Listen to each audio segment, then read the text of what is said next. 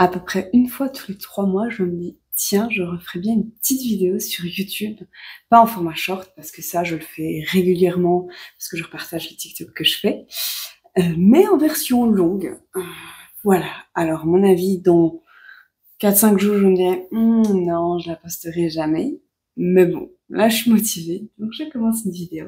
Je pense que je vais vous prendre des petits jours plic-ploc pendant le mois de juin. Je vais essayer de vous mettre les dates pour que ce soit plus ou moins fluide. Alors, comme avant, comme toujours sur cette chaîne, on va voir les coutures. Je suis toujours à fond sur la couture depuis 2017, donc continuons. J'ai enfin mis mes machines à l'entretien. Ça fait 5 ans que je vais le faire, depuis que je les ai en fait, donc 4 ans plutôt. Et j'ai été chez Verotex, un magasin à Gré-d'Oisseau, donc pour ceux qui habitent le Béoué, plus ou moins Namur. C'est une très bonne adresse. J'ai été là, c'est un magasin de couture de base, mais qui fait aussi des entretiens machine à coudre et surjeteuse. Et je suis très contente. J'en ai eu pour 140 € pour mes 2 machines. Je m'attendais vraiment à quelque chose de plus cher, donc c'est vraiment cool. J'ai envie du coup de vous partager cette adresse. Sinon, quoi de prévu pour ce mois de juin? Je saurais pas me projeter sur un mois. Mais là, je vais reprendre le pantalon de ma collègue qui a un ourlet qui s'est défait. Donc je vais faire une petite couture invisible. J'ai toujours besoin d'aller voir une vidéo YouTube pour faire une couture invisible parce que je sais pas, j'oublie comment les faire et pour mes propres vêtements, je n'en fais jamais. Et sinon, en ce moment, je recoupe beaucoup parce que je me suis mise vraiment sur TikTok à faire des vidéos de manière plus régulière. En fait, je faisais plein de vidéos sur réel sur Insta et je sais pas pourquoi, je sais pas vous expliquer vraiment pourquoi, mais je ne suis plus à l'aise de poster des vidéos trop où je me montre sur Instagram, alors que sur TikTok ça me dérange pas et sur YouTube ça me dérange pas non plus. Je pense que parce que sur YouTube et TikTok ce sont vraiment des personnes que je ne connais pas spécialement qui ont choisi de venir s'abonner à mes comptes, qui l'ont choisi, alors que sur Instagram il y a des gens qui juste me connaissent de gauche à droite et qui disent ah bah oui je vais suivre Lydie parce que je la connais et pas parce que j'aime la couture. Du coup là je sais que les contenus intéressent vraiment les personnes qui me suivent, du coup je crois que ça me dérange moins. Bref, je fais ces tourlets. Et si je suis encore motivée aujourd'hui, je vais continuer un haut que j'ai commencé à créer, un patron maison, qui va aller avec une jupe que je vous montrerai au fur et à mesure de la vidéo, vous verrez, c'est la jupe rose fluide, et c'est le haut du coup qui va avec. Vous me verrez créer sans que je ne parle spécialement, parce que des fois j'ai juste la flemme de parler en caméra.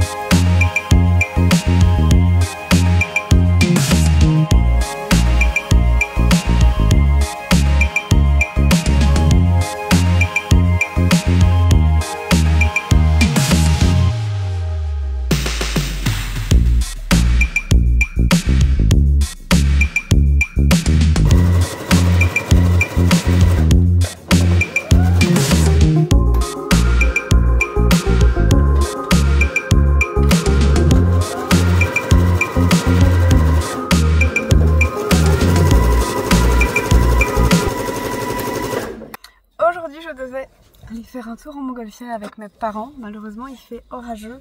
Là, vous voyez du plein soleil. Mais il y a une heure, il pleuvait. Et du coup, c'est annulé. Je suis dégoûtée. Ça va être mon premier vol en montgolfière. Et j'avais offert ça à mes parents l'année dernière ou encore l'année d'avant, l'année dernière. Donc voilà, reporté, je pense en juillet. Et à la place, je pense que je vais coudre. J'ai mon habit rose dont je vous parlais en début de vidéo qui n'est toujours pas terminé. Je l'ai fait quasiment... Enfin, je croyais que j'avais terminé.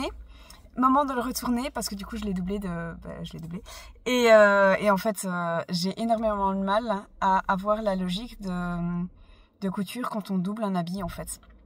C'est-à-dire que quand je le fais avec un patron et les indications, j'ai aucun souci à le faire. Quand je le fais par moi-même parce que c'est un patron que j'ai créé, je n'arrive jamais. Donc je vais regarder un petit tuto sur YouTube. J'ai été racheter du fil, du coup, pour pouvoir tout découdre et tout recoudre. Donc à mon avis, je vais faire ça maintenant. Ça, plus je leur ponde des habits à Maxime, des ourlets. Donc voilà, on va espérer que je termine cette fois ce top pour vous le montrer ensuite.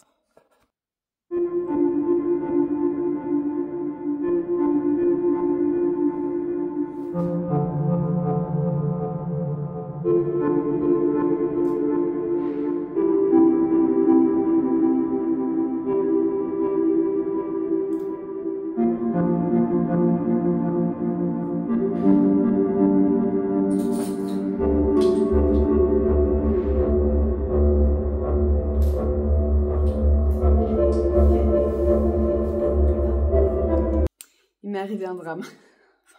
Je sais que j'abuse. J'ai mon fer à repasser que j'ai voulu nettoyer parce qu'il y avait trop de calcaire. J'ai utilisé du vinaigre blanc, j'utilise toujours du vinaigre blanc. Et j'ai abîmé la semelle de mon fer à repasser. C'est-à-dire que je pense que le vinaigre n'était pas suffisamment dilué. Ou en tout cas, j'ai utilisé de l'eau trop chaude, c'est possible. Et du coup, en fait, j'ai la semelle qui s'est à certains endroits un petit peu détachée. Alors en somme, c'est vraiment pas grave. C'est-à-dire que si je repasse du coton, il n'y a aucun souci.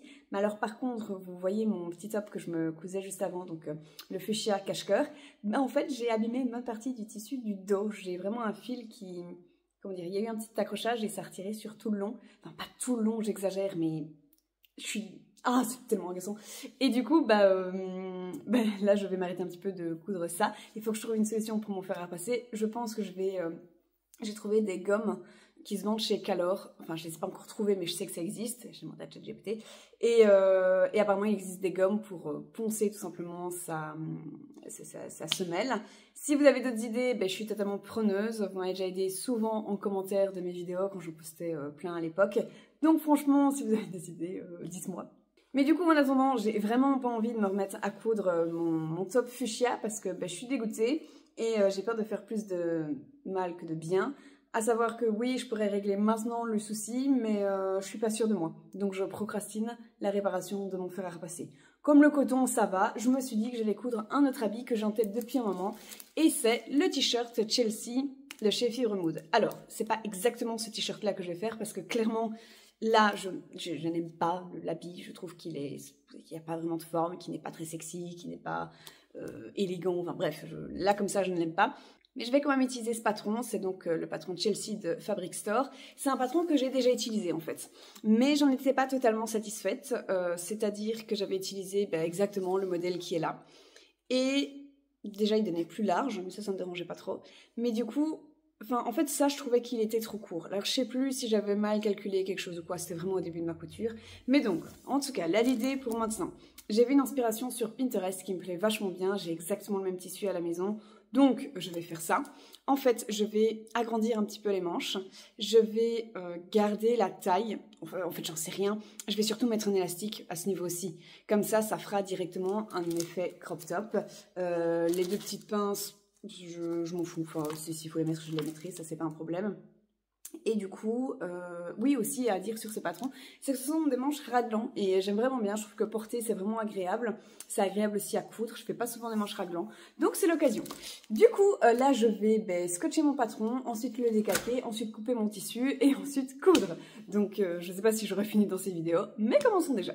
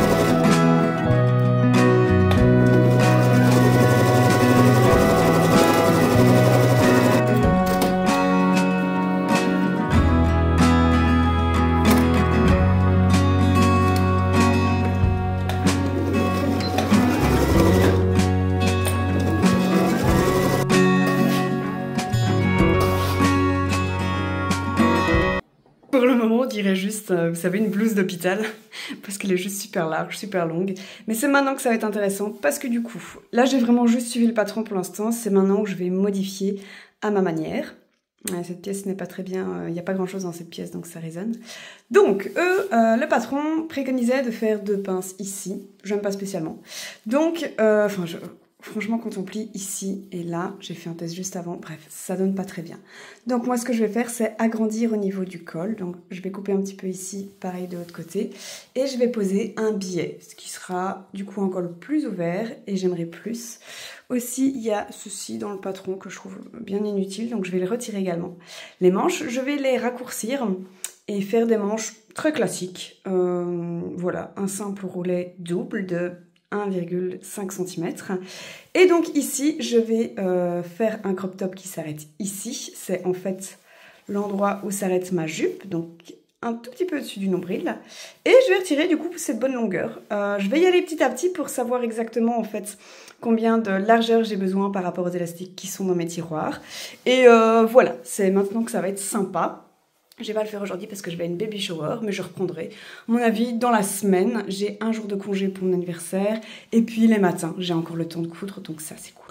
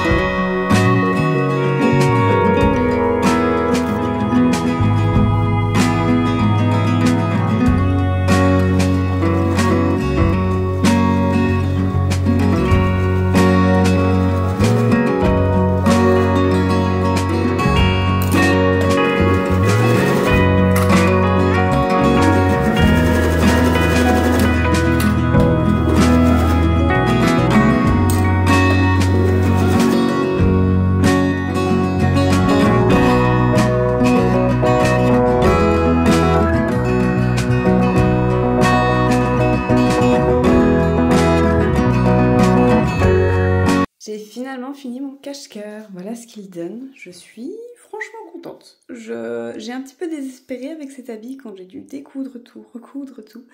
Mais franchement, il donne bien. Je suis contente des plis, j'avais également peur de ça aussi. Mais c'est très sympa, le petit nœud à l'arrière. Et je suis contente, c'est cool. Nous sommes à la fin de cette vidéo du mois de juin. Alors vous voyez mon haut, je l'ai bien terminé. Je suis hyper contente du résultat. Je vais vous montrer portée. J'ai fait une vidéo TikTok et je viens de faire... Enfin, j'ai enfilé plusieurs habits pour des vidéos TikTok, photos Instagram, et je vous avoue que sous les 30 degrés qu'il fait actuellement, j'ai pas envie de me re-habiller, donc je vous montrerai les vidéos sur l'écran. Et franchement, je suis contente. C'est vraiment un habit que je vais pouvoir porter au boulot. C'était le premier objectif. Et puis même en jour off, comme j'aime bien le dire, en dehors du boulot, je pourrais aussi facilement porter cet habit. Donc c'est nickel. Je m'étais déjà fait un pantalon en fait dans ce tissu, un pantalon que je mets jamais au boulot là par contre parce que je trouve qu'il fait très chill. L'année dernière, alors j'imagine qu'on le reverra encore cette année, hein, mais l'année dernière sur Instagram on voyait beaucoup le pantalon élastiqué, ligné, bleu et blanc, enfin voilà, là, je l'ai fait du coup. Et du coup je pourrais mettre ça avec complètement, je risque d'avoir un peu chaud mais je peux le mettre avec. Ou pas, hein, parce que ça risque de faire pyjama, mais l'idée vous l'avez. Et du coup, là sur mon mois de juin, j'ai fait un peu plus que de couture. Je vous ai pas tout montré, mais c'était dans l'idée de vous montrer un petit peu des vidéos plic-ploc. Donc j'espère que cette vidéo vous aura plu. Je vais recommencer, je pense, pour le mois de juillet. Je vais essayer de vous montrer un petit peu plus de choses.